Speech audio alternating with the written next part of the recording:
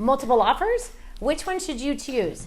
Did you know that just because you received an offer $20,000 over your asking price, that doesn't necessarily mean that's a better offer than one that was only $10,000 over your asking price?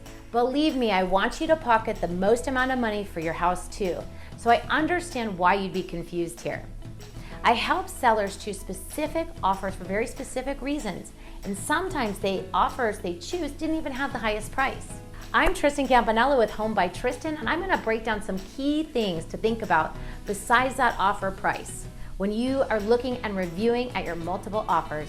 First on the list, the closing date. Does that match up with your desired time frame, or will you be homeless for a few weeks while you wait for your next home to close?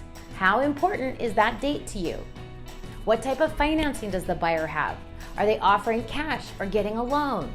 Did you know the type of loan needs to be taken into account based upon the condition of your home and other contributing factors? Certain loan types have stricter appraisal requirements than others. Imagine if you found yourself in a situation where you're now required to make a $10,000 repair or replacement, or the buyer's lender says, nope, we're not funding that loan.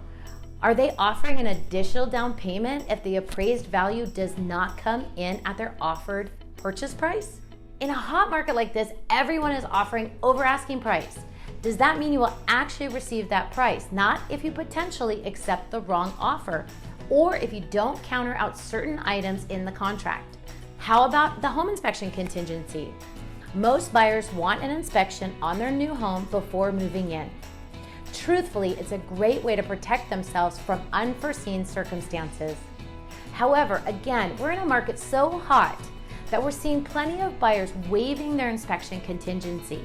Let's just use the scenario of receiving an offer that is $20,000 over asking and the buyer is requesting an inspection, but you have another offer that is only $10,000 over asking price, but they're waiving their inspections, which means they're not going to have a home inspection.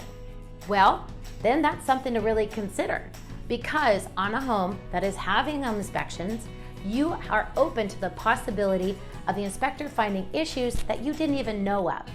And then you and the buyers would possibly have to re-enter negotiations or worse.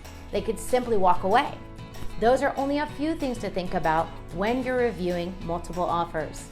Having an experienced agent like myself who's sold hundreds of homes in your corner to help you comb through the fine print details of multiple contracts will stop your head from spinning, number one, and we're gonna get you the most money for your home with a strong confidence that we're not gonna run into a ton of issues that could cost you time, money, and energy later in your transaction.